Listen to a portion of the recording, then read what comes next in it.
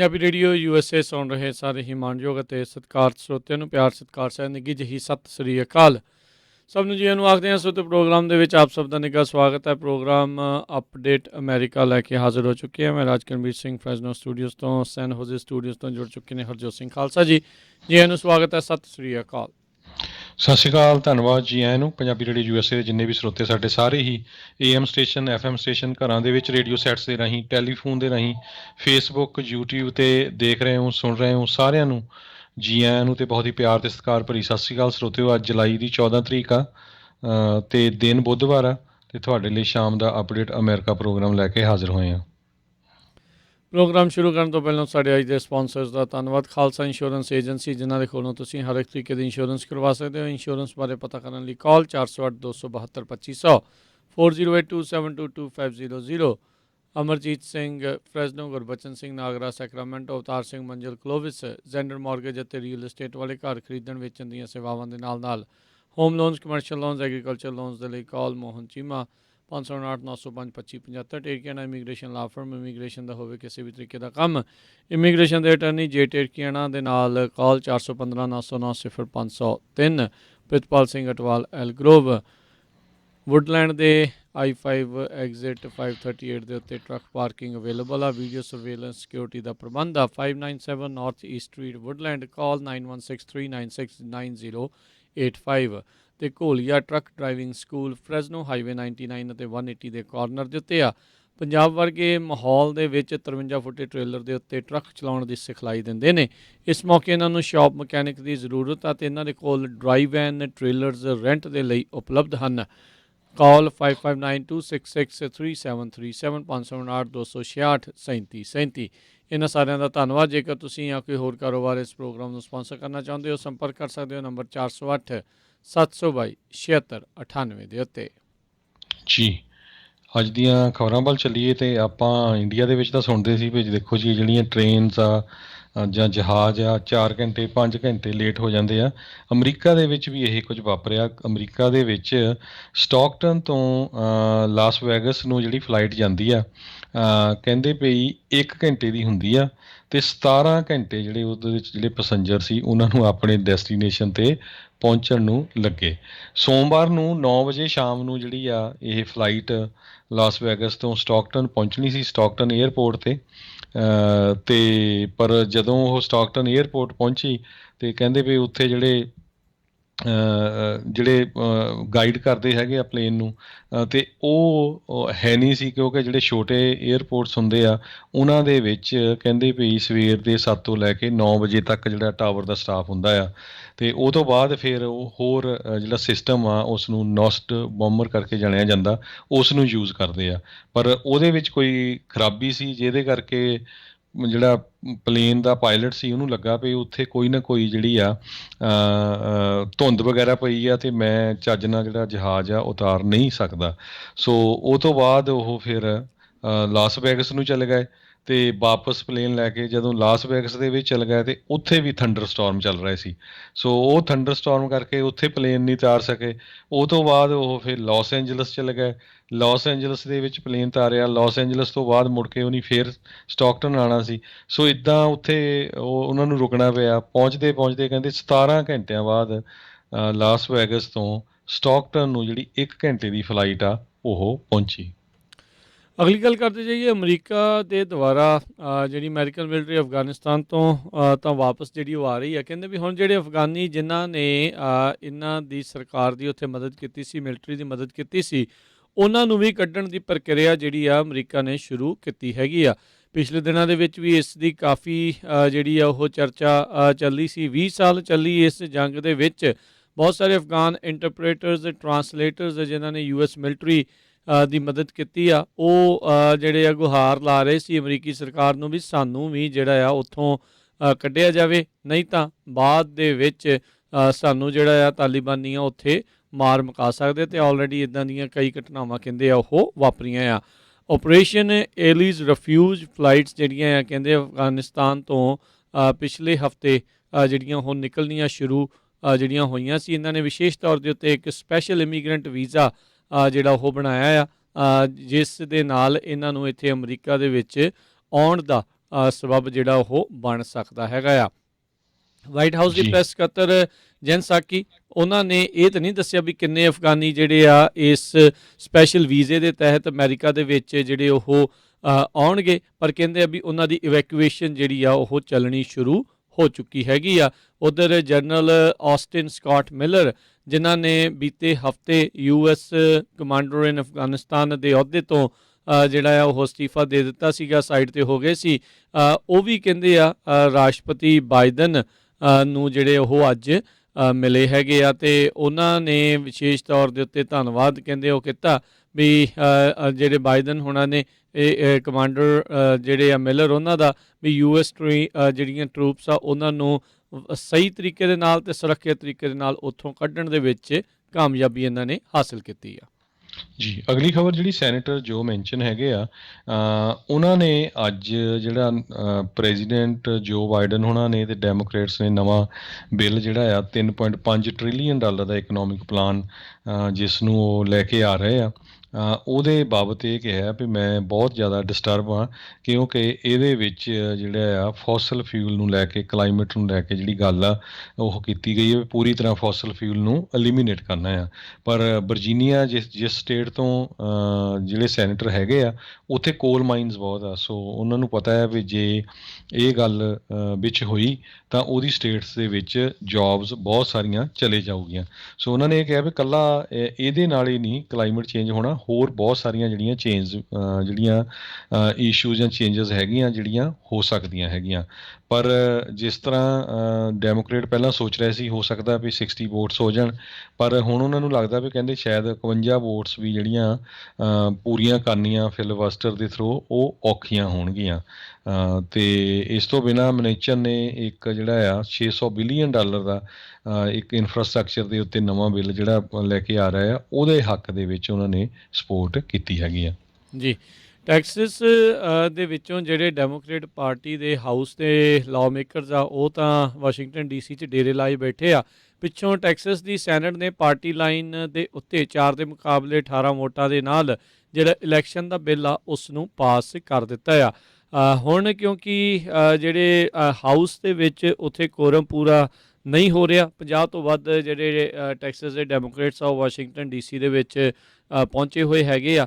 ਉੱਥੋਂ ਦੇ governor Greg Abbott ਉਹਨਾਂ ਨੇ 30 ਦਿਨਾਂ ਦਾ ਇੱਕ ਵਿਸ਼ੇਸ਼ ਸੈਸ਼ਨ ਜਿਹੜੇ ਆ ਉਹ ਸੱਦਿਆ ਸੀਗਾ ਇਸ ਬਿੱਲ ਨੂੰ ਹੀ ਜਿਹੜਾ ਉਹ ਪਾਸ ਮੁੱਖ ਤੌਰ ਦੇ ਉੱਤੇ ਕਰਵਾਉਣ ਦੇ ਲਈ, ਪਰ ਹੁਣ ਜਿਹੜਾ ਕੋਰਮ ਪੂਰਾ ਨਾ ਹੋਣ ਕਰਕੇ ਇਹ ਬਿੱਲ ਜਿਹੜਾ ਵਿੱਚ ਵਿਚਾਲੇ ਹਾਲ ਦੀ ਘੜੀ ਲਟਕਦਾ ਰਹੇਗਾ।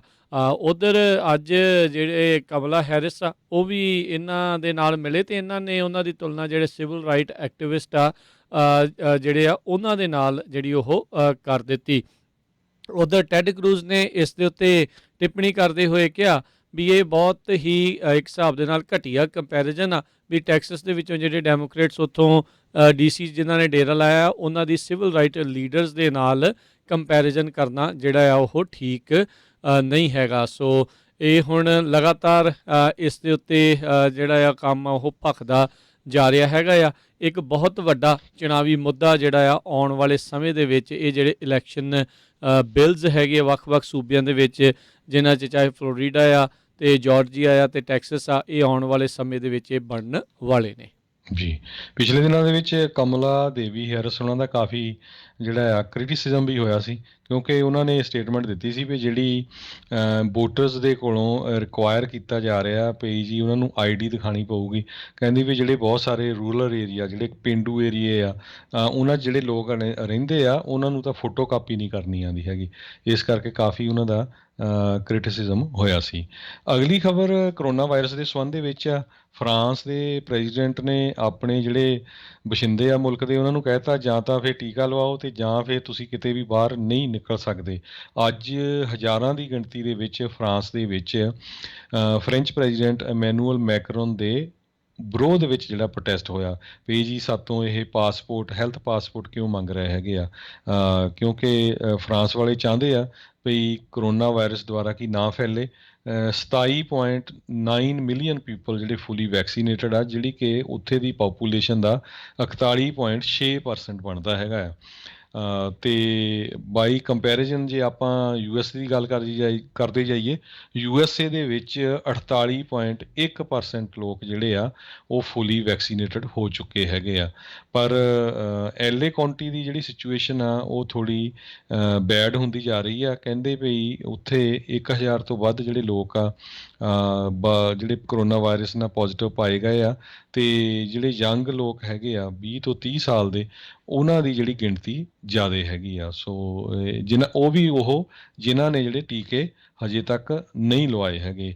ਇਸੇ ਤਰ੍ਹਾਂ ਮਜ਼ੂਰੀ ਦੇ ਵਿੱਚ, ਟੈਕਸਸ ਦੇ ਵਿੱਚ ਕੁਛ ਜਿਹੜੇ ਏਰੀਏ ਹੈਗੇ, ਮਿਆਮੀ ਹੌਸਪੀਟਲ ਦੇ ਵਿੱਚ ਕਹਿੰਦੇ ਵੀ ਕਰੋਨਾ ਵਾਇਰਸ ਨਾਲ ਪੀੜਤ ਲੋਕ ਬਹੁਤ ਜ਼ਿਆਦਾ ਜਾ ਰਹੇ ਆ। ਮੋਸਟਲੀ ਸਾਰਿਆਂ ਦੀ ਏਜ 20 ਤੋਂ 30 ਸਾਲ ਦੇ ਵਿੱਚ ਆ।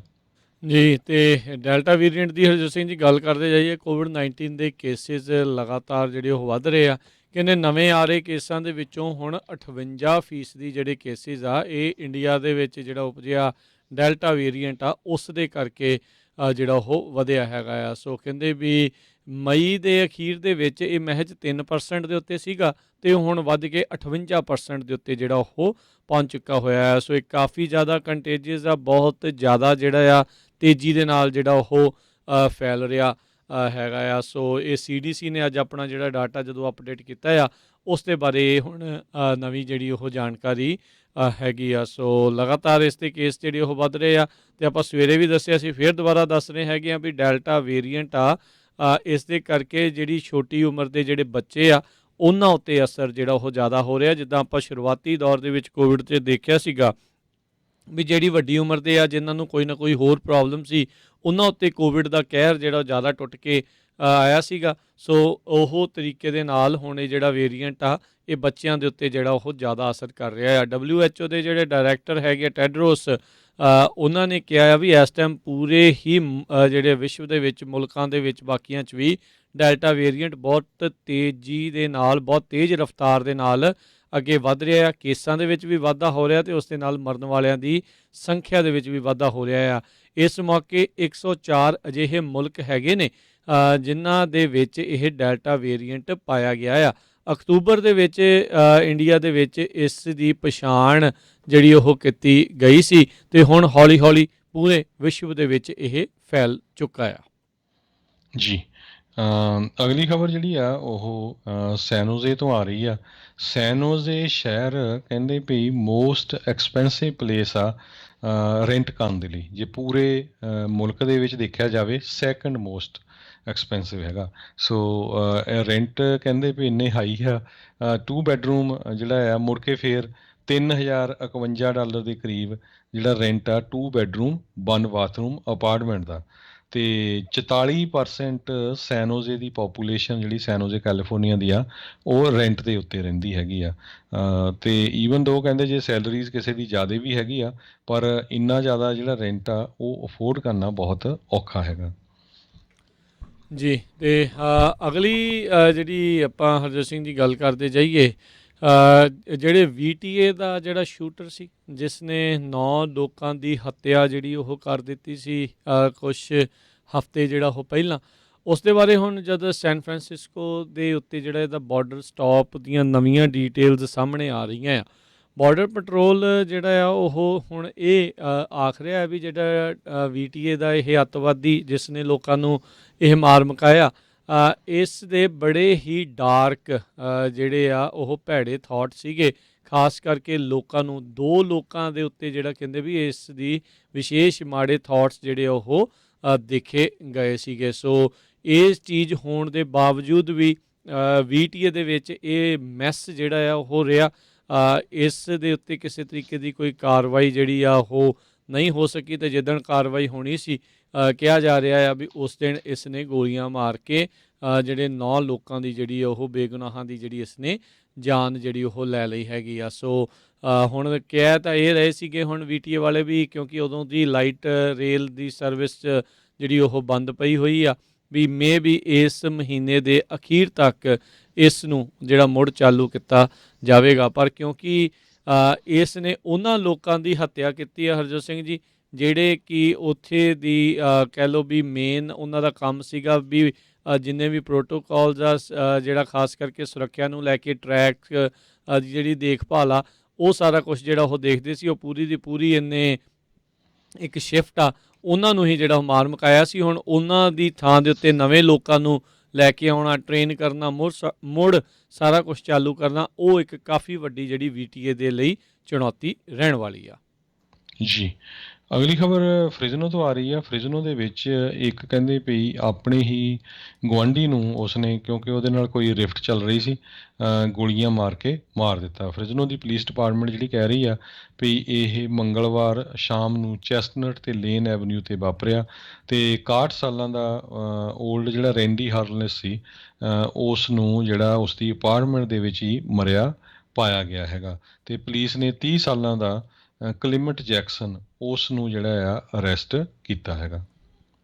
ਜੀ, ਤੇ ਲਗਾਤਾਰ ਜਿਹੜੇ ਕੈਲੀਫੋਰਨੀਆ ਦੇ ਵਿੱਚ ਤੇ ਹੋਰ ਜਿਹੜੇ ਵੈਸਟਰਨ ਜਿਹੜੇ ਸੂਬੇ ਆ ਉਹਨਾਂ ਦੇ ਵਿੱਚ ਅੱਗਾਂ ਜਿਹੜੀਆਂ ਉਹ ਚੱਲ ਰਹੀਆਂ ਨੇ। ਫਾਇਰ ਫਾਈਟਰਸ ਜ਼ੋਰਾਂ ਸ਼ੋਰਾਂ ਦੇ ਨਾਲ ਇਹਨਾਂ ਨੂੰ ਬੁਝਾਉਣ ਦੀਆਂ ਜਿਹੜੀਆਂ ਕੋਸ਼ਿਸ਼ਾਂ ਕਰ ਰਹੇ ਨੇ, ਪਰ ਮੌਸਮ ਦੇ ਵੱਲੋਂ ਇਹਨਾਂ ਨੂੰ ਬਹੁਤਾ ਸਾਥ ਜਿਹੜਾ ਆ ਹਾਲ ਦੀ ਘੜੀ ਨਹੀਂ ਮਿਲ ਰਿਹਾ।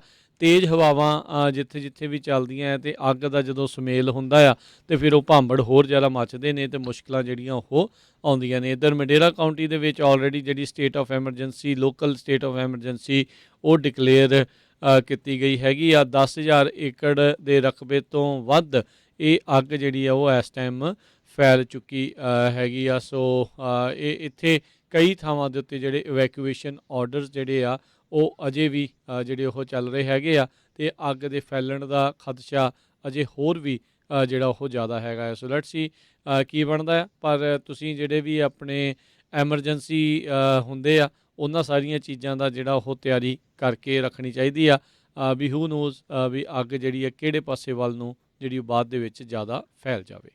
ਜੀ, ਸੈਕਰਾਮੈਂਟੋ ਕਾਉਂਟੀ ਇਸ ਵੇਲੇ ਸਭ ਤੋਂ ਜ਼ਿਆਦਾ ਕੈਲੀਫੋਰਨੀਆ ਸਟੇਟ 'ਚ ਲੀਡ ਕਰ ਰਹੀ ਆ, ਜਿੱਥੇ ਲੋਕਾਂ ਨੂੰ ਕਰੋਨਾ ਵਾਇਰਸ ਪੋਜ਼ੀਟਿਵ ਹੋਇਆ ਹੈਗਾ। ਸੋ ਸੈਕਰਾਮੈਂਟੋ ਕਾਉਂਟੀ ਦੇ ਜਿਹੜੇ ਹੈਲਥ ਆਫੀਸ਼ੀਅਲ ਆ ਉਹ ਕਾਫੀ ਫਿਕਰਮੰਦੀ ਦੇ ਵਿੱਚ ਹੈਗੇ ਆ ਵੀ ਕਿਸ ਤਰ੍ਹਾਂ ਇਹਨੂੰ ਜਿਹੜਾ ਕੰਟਰੋਲ ਕੀਤਾ ਜਾਵੇ। ਕਹਿੰਦੇ ਡੈਲਟਾ ਵੇਰੀਐਂਟ ਬਹੁਤ ਜਲਦੀ ਫੈਲ ਰਿਹਾ ਹੈਗਾ ਆ ਅਤੇ ਕਾਉਂਟੀ ਵਾਲਿਆਂ ਨੇ ਅੱਜ ਰਿਕਮੈਂਡ ਵੀ ਕਰ ਦਿੱਤਾ ਵੀ ਈਵਨ ਦੋ ਤੁਸੀਂ ਫੁੱਲੀ ਵੈਕਸੀਨੇਟਡ ਹੋ, ਤੁਹਾਨੂੰ ਜਿਹੜਾ ਆ ਮਾਸਕ ਪਾਉਣਾ ਪਊਗਾ ਜਦੋਂ ਤੁਸੀਂ ਪਬਲਿਕ ਪਲੇਸ 'ਤੇ ਜਾਂ ਬਾਹਰ ਜਾਓਗੇ।